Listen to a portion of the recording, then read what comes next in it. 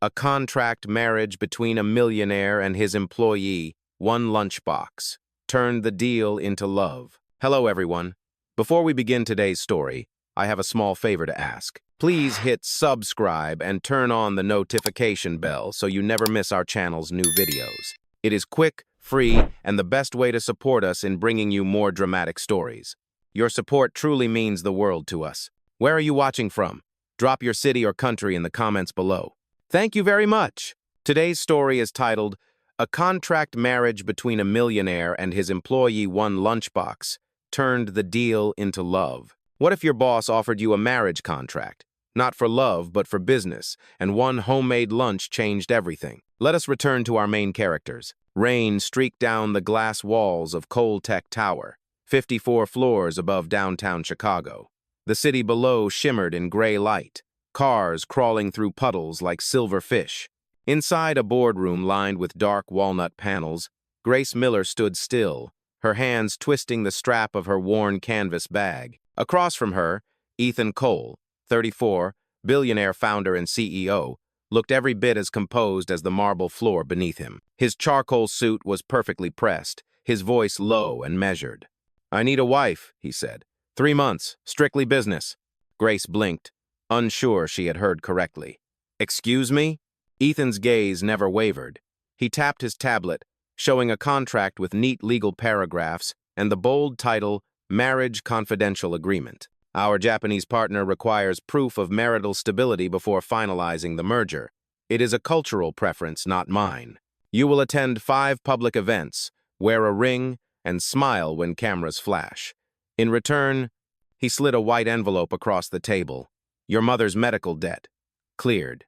Grace froze. Her mother's hospital name was printed across the top of the statement inside, followed by a red total that made her chest tighten. Her throat felt dry as paper. "You want me to marry you for business?" she asked softly. "I want a contract," Ethan replied. "Not a romance. You will be compensated fairly."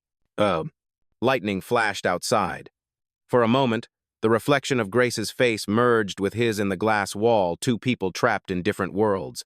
She thought of her mother's fragile hands gripping hers the night before, whispering, "Do not worry, honey. Things will be fine." But they were not fine. Not with medical bills stacking like towers around her life. Ethan's voice broke her thoughts. "If you refuse, nothing changes. Except the bills keep coming." The hum of the air conditioner filled the silence between them. Grace looked down. The calluses on her fingers told her story better than words ever could. Late shifts, cheap meals, too many no's. She picked up the pen lying beside the contract. Her hand trembled only once. "Where do I sign?" Ethan's expression did not change, but something in his eyes flickered, perhaps guilt, perhaps relief. "Here," he said quietly, pointing to the bottom line. She signed. He followed, his handwriting sharp and controlled. From a black velvet box, he lifted 2 simple gold rings. "Appearances matter," he murmured. The ring was too loose on her finger, but she did not adjust it. As she turned to leave, her canvas bag tilted slightly, revealing a small brown paper lunch bag inside. Ethan caught the sight of it, edges wrinkled, a faint smell of chicken and curry escaping through the fold. A small note was taped to the lid. "For later. Long meetings make people mean." Ethan's brow lifted, but he said nothing. "Your driver will take you to a fitting," he said instead. "The gala is tonight." Grace nodded, her voice calm but distant. "Yes, Mr. Cole." When the door closed, the silence inside the boardroom thickened. Rain beat against the windows like a slow, steady drum. Ethan looked down at the empty chair she had left, then at the brown envelope with her mother's name printed across it. He slipped the contract into his briefcase and exhaled, but the air still felt heavy, as if something inside the deal had already gone wrong. Outside, Grace walked through the marble lobby, the ring glinting under the fluorescent lights. She pressed a hand to the paper bag in her tote and whispered under her breath, "For later, for when the world tastes cold." Fade to black. The next morning, Grace Miller woke before sunrise. The sky outside her small apartment glowed pale blue through thin curtains. She moved quietly so she would not wake her mother, whose soft breathing came from the narrow bedroom behind her. The sound of the oxygen machine filled the air like a tired heartbeat. Grace tied her hair into a neat ponytail and checked her phone. A message from Ethan Cole waited at the top of the screen. Car will arrive at 8. Wear neutral colors. Do not bring personal items. No greeting, no signature. Just business. She exhaled slowly and opened her closet. Inside hung 2 blouses and 1 dress from the thrift store. She chose the plain cream one, ironed the wrinkles flat, and packed her lunch as she always did: a small box of rice, chicken curry, and a slice of apple. Habit felt safer than change. At exactly 8 o'clock, a black sedan stopped in front of her building. The driver stepped out, crisp in a gray uniform. "Miss Miller?" She nodded and climbed into the back seat. The smell of leather and cologne made her sit straighter. When they reached Coltec Tower, everything gleamed steel, glass, and precision. Grace's reflection in the elevator door looked out of place, a girl holding a paper lunch bag in a world built for power suits. The driver led her to a private floor. Ethan was waiting, already dressed for the upcoming photo session. His tie was the color of storm clouds, his cufflinks shining faintly under the lights. "You are on time," he said without looking up from his phone. "Good. Follow the stylist's instructions exactly." A team of 2 women and a man surrounded Grace within seconds. They spoke quickly, adjusting her hair, smoothing foundation on her cheeks, pinning the back of her dress. In 30 minutes, she no longer looked like a tired assistant. She looked like a CEO's wife. Ethan glanced at her once and nodded. Acceptable. She almost laughed at the word, but the sound died in her throat. At the courthouse, the ceremony was brief. Only the lawyer and a notary stood as witnesses. The air smelled faintly of rain from the open window. Ethan repeated the vows in a calm voice, his hand steady when he placed the ring back on her finger. Grace's lips barely moved as she echoed the word. It did not feel like a wedding, it felt like a contract being stamped. When it was done, Ethan shook hands with the notary, then turned to her. "Congratulations, Mrs. Cole. You have just improved our company's public image by 20%. Grace looked down at the ring again. "That is one way to describe marriage," she said quietly. His mouth curved slightly, not quite a smile. Practicality is underrated. They left the courthouse in silence. Outside, the clouds were breaking apart, sunlight pooling on the wet pavement. Reporters were already waiting near the car. Ethan slipped his hand around her waist before stepping forward. "Remember," he whispered, "smile when the cameras flash." Grace did as told. The bulbs exploded in bursts of white. Questions rained from every direction. "Mr. Cole, how did you meet your wife? Was it love at first sight? Will she join the company's charity board?" Ethan answered smoothly, each word precise. "We met through work. She has always been the quiet strength behind our team. I am lucky." Grace kept smiling, but inside, her heartbeat stumbled. The words were rehearsed, yet his tone carried something softer than the script. Maybe he was better at pretending than she thought, or maybe he believed it, just a little. Once inside the car, she pulled her hand from his and placed the paper lunch bag on her lap. He noticed. "You brought that again," he said. "It keeps me grounded," she replied, looking out the window. "Not everyone can eat chef-prepared meals every day." Ethan said nothing. The city rolled past glass towers, billboards, a man selling roses on the corner. For the first time, Grace wondered what kind of cage wealth could be. Back at the penthouse, he led her through wide halls lined with modern art and silence. "Your room is down the hall. Dinner is at 7. The staff will brief you before the gala tomorrow." She nodded, trying not to show how small she felt among marble and glass. When he turned away, Grace opened her lunchbox at the kitchen island. The smell of curry filled the cold room. She took a slow bite and whispered, "For later," just like her note. Upstairs, Ethan paused near the balcony railing, the faint aroma of spices drifting upward. For a reason he could not name, he closed his eyes and listened. The next evening came faster than Grace expected. The penthouse buzzed with quiet activity as a team of assistants prepared for the company's merger gala. Steam rose from the iron in her bedroom, the scent of fabric starch mixing with perfume. Grace stood before the mirror, uncertain if the woman in the reflection was still her. The satin gown shimmered gold under the light, and her hair, twisted into a simple knot, revealed a calm face that did not belong to the struggling employee she once was. Downstairs, Ethan Cole adjusted the cuff of his tailored suit while speaking with his publicist.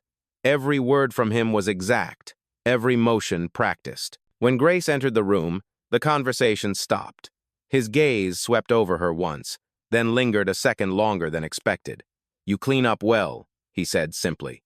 Thank you, she replied, her voice steady. He offered his arm. Remember, we are a team tonight.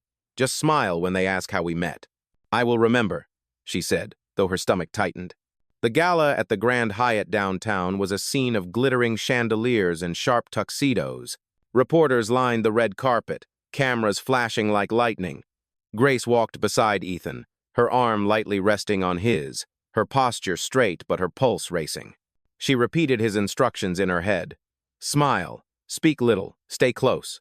Inside, the room overflowed with laughter and champagne. Colleagues and investors greeted Ethan with admiration. He guided Grace through the crowd with ease, his tone charming but distant. Every so often, she felt his hand press gently on her back to signal when to nod or when to move. Halfway through dinner, a woman in a silver dress approached their table. Her smile was practiced, her tone dripping with curiosity. Ethan, I did not realize you were married. You kept that secret well. This is Grace, Ethan said politely. She prefers privacy. The woman leaned closer to Grace. You must be very special to win over Chicago's most unreachable bachelor. Grace smiled faintly. Maybe he just needed someone who packs lunch instead of designer suits. The woman blinked, unsure how to respond. Ethan's eyes flickered, and for the first time that night, a real smile touched his lips. When the band began to play, Grace excused herself to the balcony for air. The city stretched below, lights reflecting in the river like a trail of stars. The sound of doors sliding open behind her broke her thoughts. Ethan stepped out, 2 glasses of champagne in hand. You handled the room well, he said, offering her one.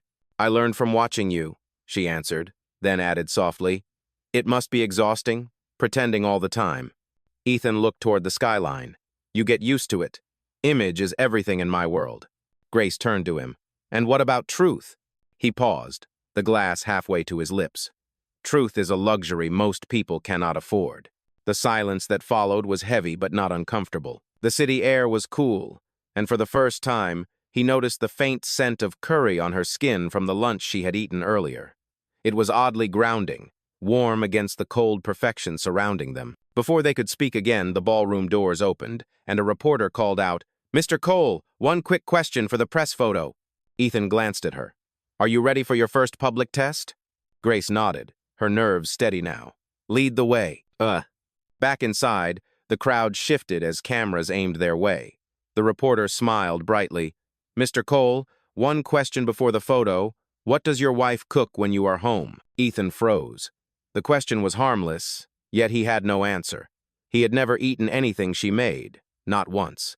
Before the pause could stretch, Grace leaned slightly toward the microphone. Tomato soup and grilled cheese, she said with ease. Simple, but he eats it like it is the best meal in the world. Laughter rippled through the audience. Ethan's shoulders eased, and he looked at her, genuinely surprised.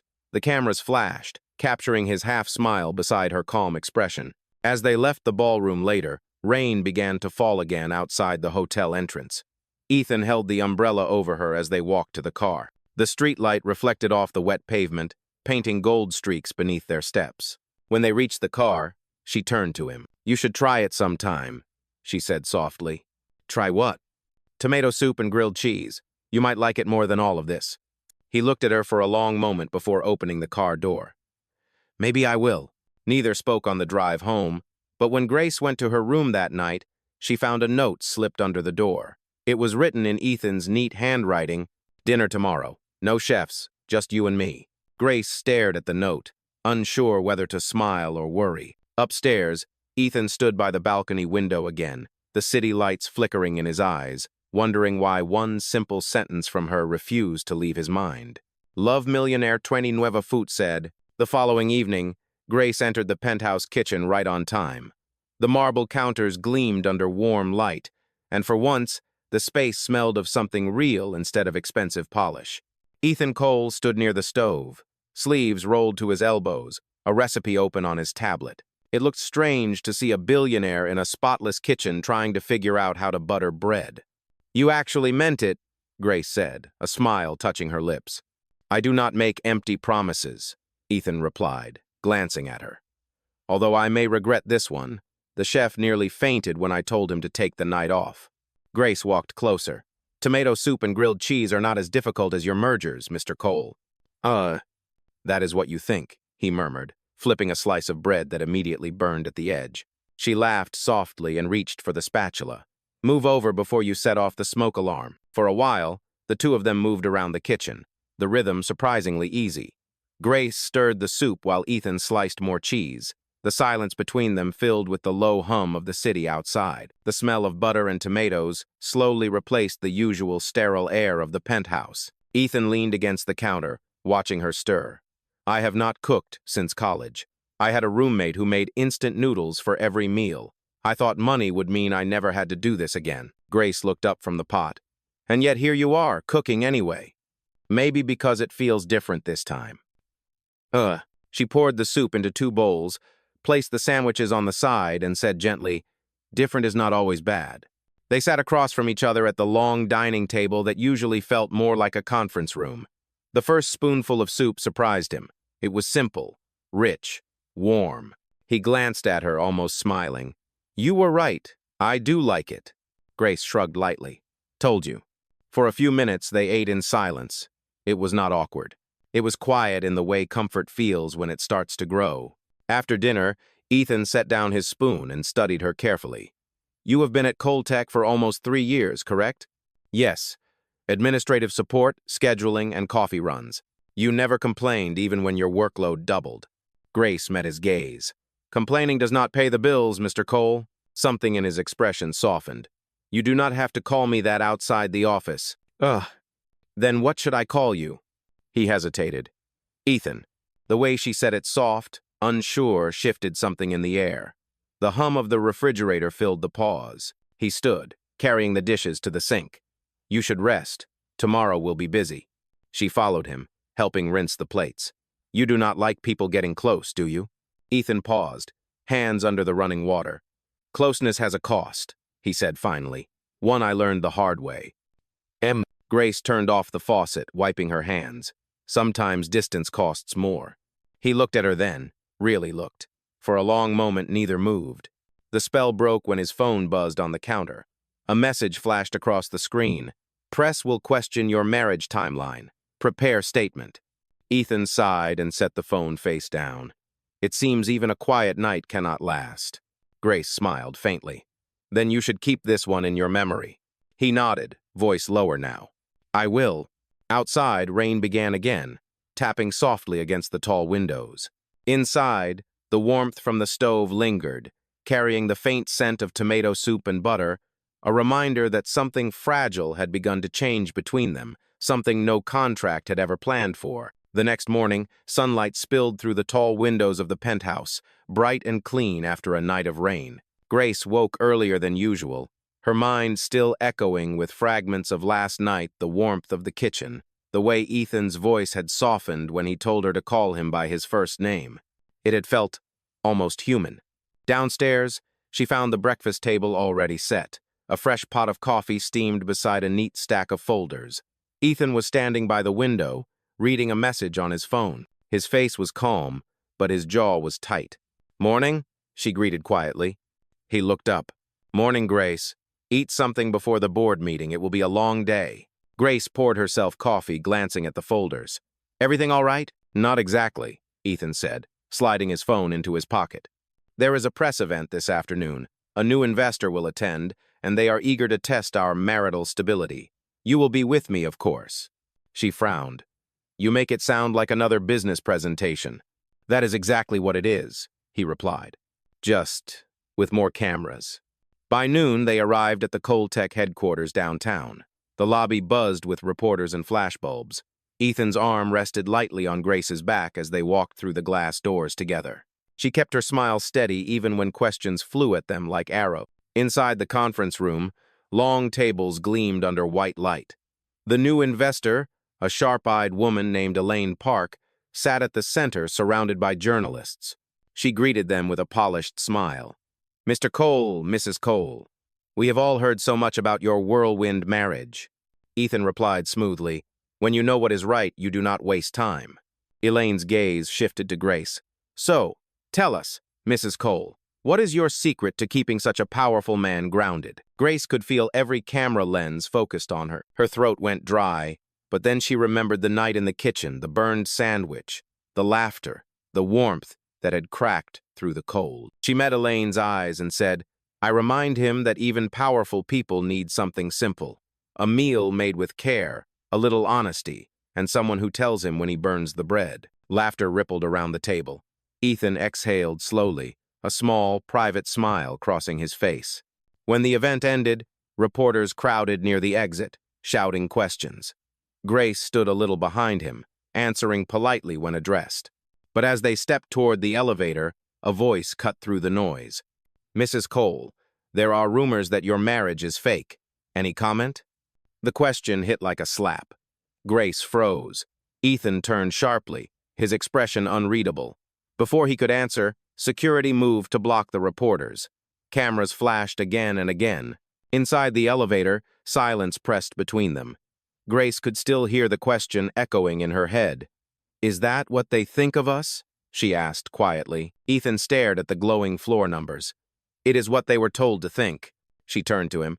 By who? He hesitated, then said, people who would benefit from seeing me fall. Back at the penthouse, Ethan poured a glass of water, his hand steady though his voice was tight. This will not go away easily. Someone inside leaked the contract details. Grace's chest tightened. They know? Not yet, but they are guessing. If proof surfaces, the merger could collapse, and so could everything my company built. Grace set the cup down, meeting his eyes. Then tell them the truth. Tell them it started as a deal but changed into something else. He laughed softly, a sound without humor. Do you think anyone would believe that? Yes, she said firmly, because it is true, Ethan, whether you admit it or not. For a moment, he said nothing. Then his phone buzzed again, lighting up with messages from the board. He turned away, shoulders tense. The company comes first, always. Grace felt the distance between them like a door closing. And what about people, Ethan? Where do they come in your list? He did not answer. The light from the window caught the gold band on his finger, and for the first time, it looked heavy instead of polished. Grace picked up her lunchbox from the counter. You can fight your war, she said quietly, but I am not part of your army. She walked toward the elevator, the echo of her heels fading through the marble hall. Ethan stood motionless, staring at the untouched coffee on the table. Outside, the sky began to darken again, clouds rolling in over the city just like the doubt that had started to fill his heart. Love Millionaire, como treni nueva foot, said. That night, the penthouse felt colder than ever. The lights from the skyline cast sharp lines across the marble floor, and the hum of the air conditioner filled the silence left by Grace's absence. Ethan stood at the window, glass in hand, watching the rain streak down the glass. Every reflection seemed to ask the same question he refused to answer. When did a contract start to feel like a loss? His phone buzzed again, another message from the board. Damage control plan ready. Announce separation if leak confirmed. Ethan closed his eyes and set the phone face down. The idea of ending it should have brought relief. Instead, it hollowed him out. He walked to the kitchen out of habit. The counter was spotless, but one thing remained, the small brown lunchbox Grace had left behind. The note taped on top read, "For later." He opened it slowly. Inside was half a sandwich and a folded napkin with neat handwriting. Some things are worth fighting for, even if they start with a lie. Ethan set the note down and let out a breath he did not realize he had been holding. For the first time in years, he felt unsure of what to do next. The next morning, the office buzzed with tension. News outlets had picked up the rumor of a fake marriage, and headlines filled the screens in the lobby. Coltech CEO's marriage under scrutiny. Cameras waited outside the building as Ethan walked through the front doors, face calm, voice clipped. Inside, whispers followed him down the hallway. Grace, meanwhile, sat in a small cafe across town, staring at her phone. She had ignored every message from the company, every email from the press. The world outside the window felt quieter, smaller. She traced the rim of her coffee cup, wondering if she had made a mistake by walking away. Back at the headquarters, Ethan entered the boardroom. The members looked at him with polite concern, masking calculation. Elaine Park, the same investor from the previous day, spoke first. Ethan, the shareholders need reassurance. If the story continues, we may have to consider removing you as acting CEO until this settles. Ethan kept his tone even. I understand the concern, but I will handle it my way. And how is that? One of the directors asked. By telling the truth, Ethan said, his voice low but firm. The room went silent. Someone cleared their throat. You mean admitting the marriage began as a deal? Yes, Ethan replied. Because pretending otherwise has only made things worse. Grace Miller deserves better than to be used as a shield for my mistakes. Before anyone could respond, he turned and left. The elevator ride down felt endless, the noise of his heartbeat louder than the soft music in the background. By evening, he found himself outside that same cafe, watching Grace through the window. She looked tired but calm, a woman who had found a strange peace in distance. He pushed the door open, the small bell above it ringing softly. Grace looked up, surprise flashing across her face. Ethan! He sat down across from her, setting the brown lunchbox on the table. You forgot this. She glanced at it, then at him. You came all the way here for that? For this, he said, unfolding the napkin and placing it between them. I read what you wrote. You were right. Some things are worth fighting for. Grace studied him quietly. You think it is not too late? Ethan shook his head. It is not too late if we stop hiding. Outside, the rain had stopped. The city lights reflected on the wet pavement, bright and unsteady. For the first time, Ethan did not look like a man running a company. He looked like someone ready to lose everything for something real. Grace took a slow breath and nodded. Then fight for it, Ethan. But this time, do it honestly. He met her eyes. I will. Oh, and somewhere between the steam of the coffee and the soft hum of traffic, the cold distance between them began to thaw. The following week moved like a storm. Every media outlet in Chicago ran the story of the fake marriage. Stock values dipped, board members panicked, and Ethan Cole's phone never stopped ringing. Through it all, Grace remained silent.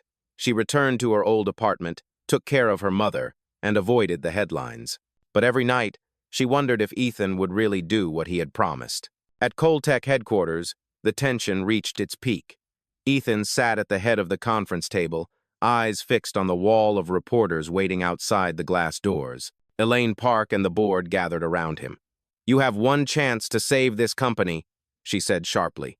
If you go public with your confession, we cannot protect you from the fallout. Ethan straightened his tie, his face calm. I am not asking for protection, he said. I am asking for the truth. When the doors opened, cameras flashed in bursts of light. Ethan stepped to the podium. The murmur of voices quieted as he looked across the crowd. Good afternoon, he began. You have read the rumors, some of them are true. A wave of gasps filled the room. He continued, steady and unflinching. Yes, my marriage to Grace Miller began as a contract. It was intended to protect a business deal. It was cold, calculated, and wrong. But what began as an agreement became something I never expected real. He paused, his voice tightening. Grace Miller reminded me that integrity does not come from wealth or status. It comes from honesty and from keeping your promises when no one is watching. Reporters called out questions, their voices blending into noise. Ethan lifted a small object from the podium, a brown lunchbox sealed behind clear glass. This was hers, he said softly. She used to bring it to work every day. I thought it was just a habit, but it was a symbol. She did not have much, yet she always brought something made with care. It reminded me of what I lost chasing success. The room fell silent. He took a slow breath. I am not proud of how this began, but I will not let her take the blame for my choices. If the board wishes to remove me, I will accept it. But Grace deserves to be seen for who she is, the reason I remembered what it means to be human. When he stepped away from the podium, the crowd erupted with noise. The board looked stunned. Elaine Park leaned toward him, whispering, You may have just destroyed your empire. Maybe, Ethan replied, but at least it will not be built on lies. Later that evening, Grace saw the press conference replay on television. Her mother sat beside her on the couch, eyes shining. He told them everything, she said softly. Grace could not speak. Her heart thudded hard in her chest. The man on the screen was not the CEO who once offered her a deal. He was someone stripped of armor, standing in front of the world with nothing to hide. Her phone buzzed. A message from an unknown number appeared. I am outside. May I come up? She walked to the window and saw Ethan standing on the sidewalk below. No suit, no cameras, just him. When she opened the door, he stood there drenched from the rain. "You did it," she said quietly. "I told the truth," he answered. It was the only thing left worth keeping. For a long moment, neither of them moved. Then Grace stepped aside. "Come in, Ethan. You look like you could use something warm." He smiled faintly, the kind that reached his eyes. "Only if it comes in a lunchbox."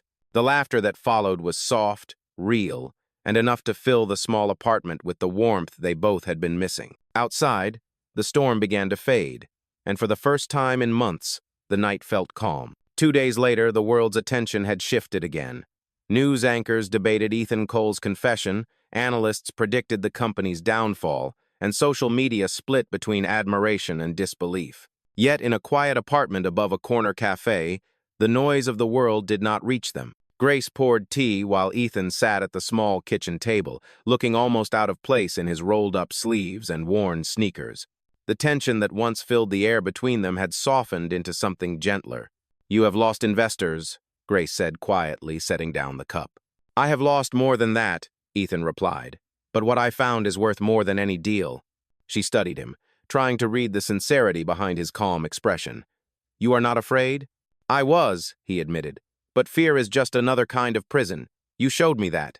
Grace smiled faintly, her fingers tracing the edge of the cup. "I did not mean to. Sometimes the best lessons are accidents," he said. Then he pulled a folded document from his jacket pocket and placed it on the table.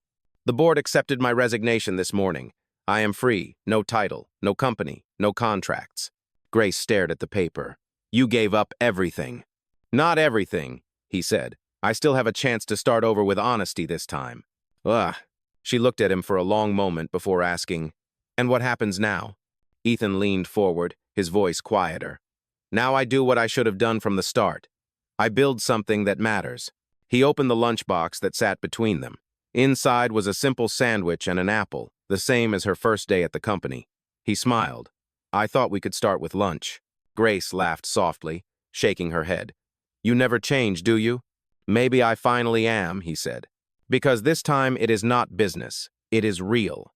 The afternoon light spilled across the table, catching the gold of their rings. For once, there were no cameras, no signatures, no contracts, just two people choosing each other without obligation. And for Ethan Cole, that simple truth felt like the only kind of success worth keeping. A year later, spring returned to Chicago.